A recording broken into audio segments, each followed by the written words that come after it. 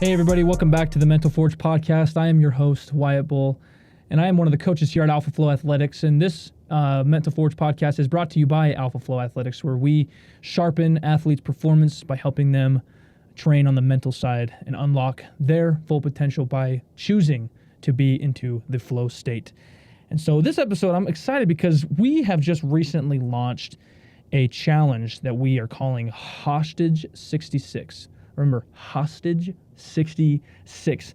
And today I'm going to kind of talk about the whys and the hows this challenge kind of came about, but also the rules and the rules of the challenge. So, first of all, I'm going to ask a question. When you think of the word hostage, what do you think about? See, for me, when I think of the word hostage, I think about prisoner. I think about being bound by something and not being free. And so that's the reason we came up with hostage. And then 66, the reason we're choosing 66 is because throughout Jeff Meyer's entire career, he is the mental performance coach and the CEO here at Alpha Flow Athletics. He's coached over 1,000 athletes in about a 30-year career. And one thing that he's worked with on habit forming, and also he's talked and worked with neuroscientists that say it takes about 66 days to form an actual habit. Now, in those 66 days, that habit has to be done every single day. And I took a study from 2009 from the University College of London that found that on average, it takes about 66 days to develop a new habit. So, that's from brushing your teeth to making your bed, going to the gym. Doing that habit or doing that task for those 66 days usually means it's going to form as a new habit, and that you're going to be able to do it and have it within you to do it. So that's why we came up with hostage, being someone that's bound, 66. So this challenge is a 66-day challenge that's going to help you break away from your phone usage and not be tied down to how much time we are consuming on social media. The Harmony Healthcare did a study of 1,000 Americans. They took Gen X, Gen Z, baby boomers, and they took them and they wanted to see, the average time spent on a phone. So they found out from doing this period of time where these people in the study were showing their time of usage on the phone. They found that the average American right now in today's world spends about 5 hours and 16 minutes a day on their phone. Now, it doesn't sound like much, but let me break it down for you. So if we are consumed by 5 hours and 16 minutes a day on our cellular device, in a week, that's about 37 hours, which is equal to about 1.5 days. In a month, it's about 6.5 days. And remember, this is 6.5 days of just staring at your phone, okay? And in a year, that is a total of 80 full 24-hour days in a single calendar year. Think about how much time that is, right? That's 2.5 months of being consumed on our phones. That is crazy. And I hope that you're kind of seeing that. I hope you're kind of like that disgusted almost by that, because time is our greatest asset, right? When it comes to our goals and the things we want to accomplish or whatever we're doing. If you're a student, and if you're learning something or you're trying to get a degree in something and you want to get hopefully a good grade in the class that you're taking or in the subject that you're, trying to pursue, the career you want, I hope that you understand that time is a universal asset. It's so important. For us, when we teach athletes, time going to sleep is a huge thing because it's going to help you recover for the next day. It's going to help you recover for the workouts and the practices you have to do for the next day. So time spent on a phone, on social media, doom scrolling, wasting time, it's disgusting, almost. No, I shouldn't even say almost. It is disgusting. I've had to take a deep look of what I consume on my phone and what I consume on social media because, my job as a coach here at Alpha Flow Athletics is taking care of all of our social media, taking care of all of our posts. And I can get caught in the rabbit hole sometimes. But learning how to kind of refocus, learning how to when I get caught in that rabbit hole, right? Because we're all going to do it probably for the rest of our lives. We're going to get caught in the rabbit hole of scrolling. But it's all about, learning how to refocus so that we're not being consumed by it and it's not taking over our lives. It's not holding us hostage, as we say. So this is a 66 mental toughness protocol built to retain your brain, your time, your focus, and it's going to help you escape from the invisible prison that you've been living in and that you've put yourself in. So you missed one of these daily tasks that I'm going to give you here in the next few minutes. You missed one of these tasks in a day. You have to restart. There's no forgiveness in this. You have to restart. Doesn't matter what you miss, you have to restart from day one. So there are no exceptions, and just follow the protocol, and I promise you, you're going to see a huge dramatic change on how you spend your time and where that time goes, and you're going to be so happy with the things that you accomplish during these 66 days. So let's start from right now. Rule number 1, no phone 1 hour after waking and 1 hour before bed. The reason we chose this is because we are so conditioned to look at our phone right when we get up in the morning to then the last thing we see in the day is our phones. But having a period of time in the morning where you can kind of reflect on what needs to be done that day, and you can kind of see what needs, the tasks that you have at hand, you can kind of better prepare yourself for that day. And then the reason we did 1 hour before bed was because, you need that wind down period in order to, kind of get your body ready to rest and to repair itself and to get ready for the next day. So that's rule number 1, no phone 1 hour before bed and 1 hour after waking. Rule number 2, time box your day the night before. There's a lot of studies behind, planning out your day. I'm not going to really go into that right now, but if you think about it, where you spend your time is where you're going to see your goals end up, right? So learning how to put a name to the time in your day of what that task is going to be and learning how to check the box of doing all those things that you've kind of set out to do, it's going to dramatically help you stay focused on the things you need to accomplish throughout your entire day. So learning how to plan out your day the night before by time boxing it. Rule number 3, we call it the 10-10-10 rule for social media limit. There are 3 increments in the day that you will set a 10-minute timer to where you can actually be on social media. Now, I do social media for Alphaflow Athletics, and a lot of what I can do can be done on the computer. And it's nice to have a computer because I'm usually not sucked into the role of doom scrolling, right? Our phones are so much easier to doom scroll, but I can work on all of my social media posts and my different things, and then in those 10-10-10, I can post those posts that I've created because I can download them to my phone finally, and then I can post them, and it can be really quick.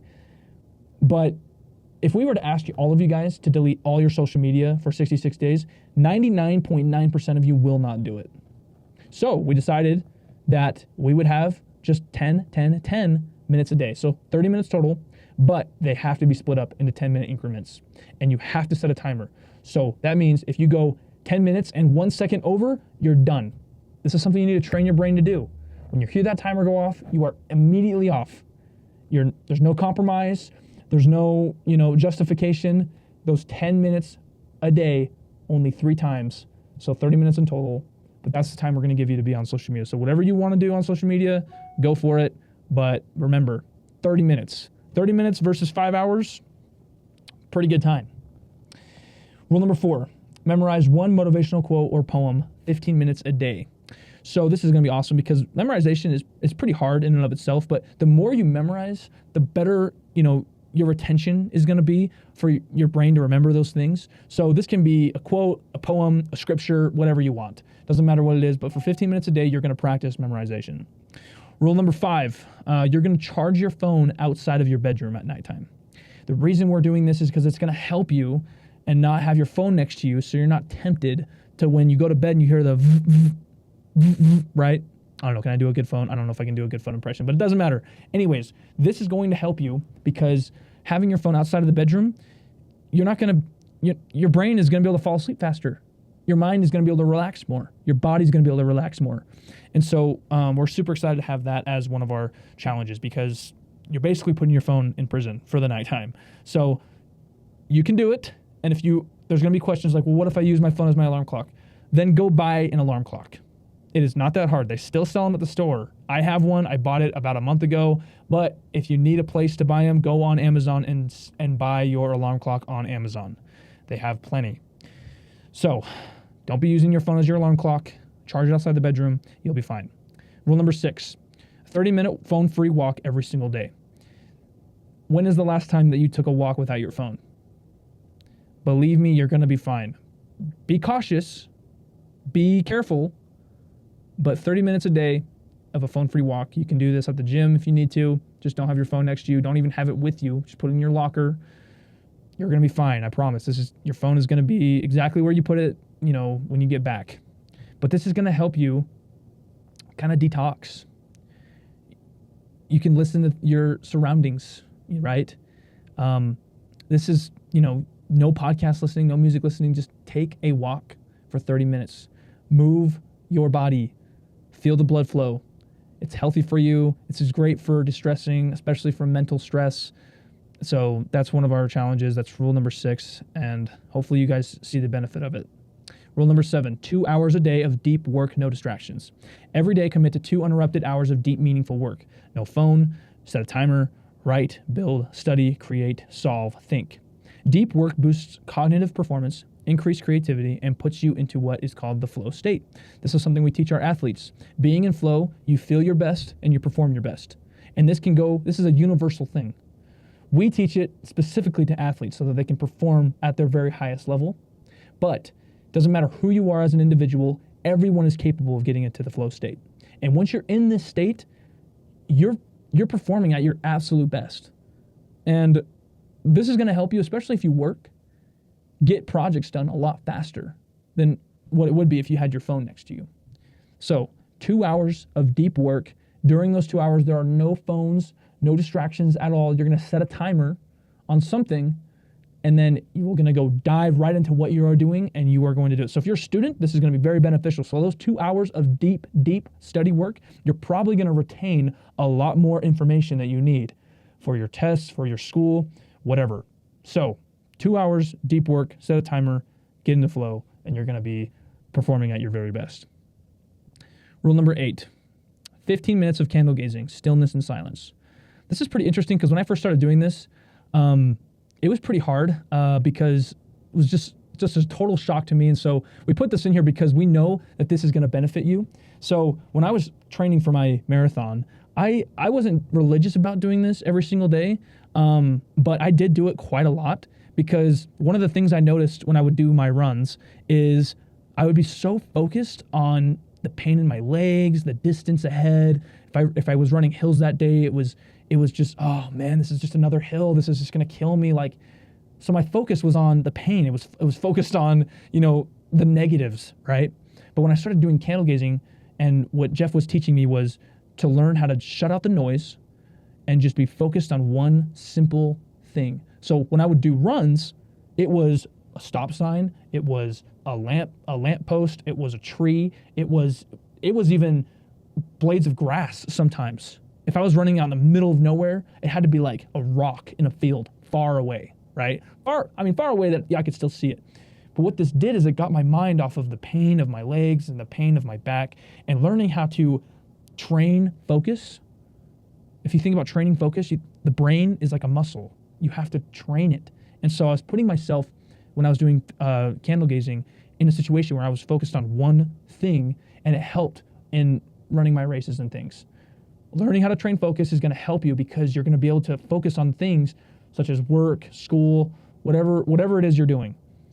But this is why we put this in here, because this is training your focus. So rule number 9, 30 minutes of learning a new skill or talent. Every day you're going to spend 30 minutes learning something totally new. Whether that's a guitar, juggling, a new language, drawing, coding, calligraphy, whatever you want. Learning new skills builds confidence, strengthens your brain, and replaces passive consumption with active creation. This pillar proves to yourself that your time is powerful. So during this time, this is going to be fun because you're going to be learning something totally new.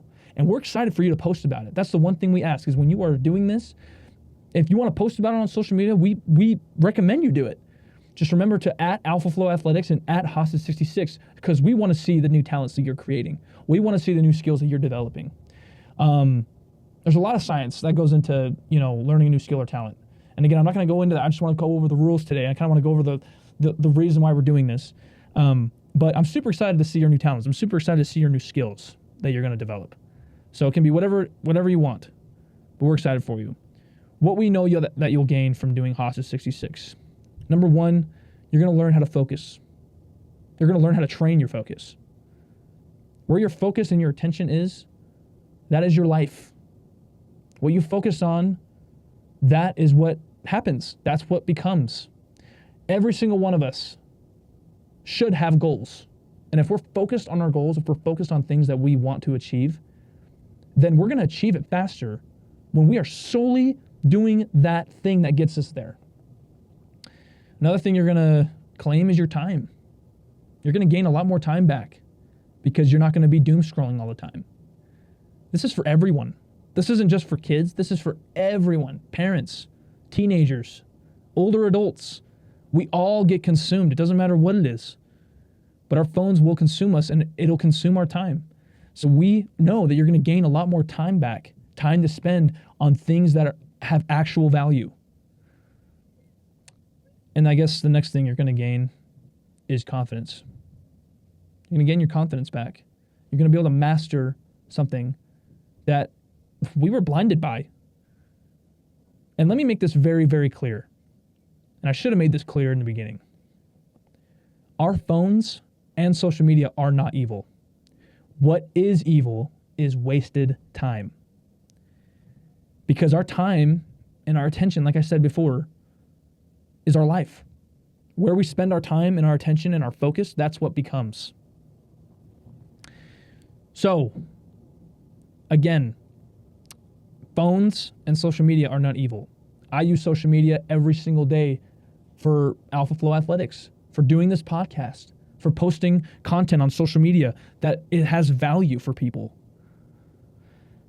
But spending time doom scrolling on things that are not adding value to us, what are we doing? Why are we doing it? If it's not helping us gain anything, why spend your time doing it? Well, because it's funny. It's fun. Yes, there are memes that are funny. Believe me, my friends have sent me some funny memes. But if that's all I'm doing every single day, am I really showing myself that I care about the things that actually matter, like achieving my goals? So, with that being said, I'm super excited for you to start Hostage 66. It is a challenge that I know that, like any other challenge, it's going to push you, and it's attainable. This is not impossible. This is attainable. So go ahead and go visit hostage66.com, or you can look us up on alphaflowathletics.com, and there should be a column up there that says Hostage 66. Sign up for this challenge. It is 100% free. The only fee we ask is that you share it. Share it with your friends. Share it with your family. Do it. Do it. Get it done, and we know that you're going to gain a lot from it. So I'm super excited. I'm super excited for you. Thank you for being on the Mental Forge podcast today. Again, I'm Wyatt Bull. I'm a coach here at Alpha Flow Athletics, where we train mental performance. And we're going to go ahead and wrap up with that. Thank you guys so much. This is brought to you by Alpha Flow Athletics.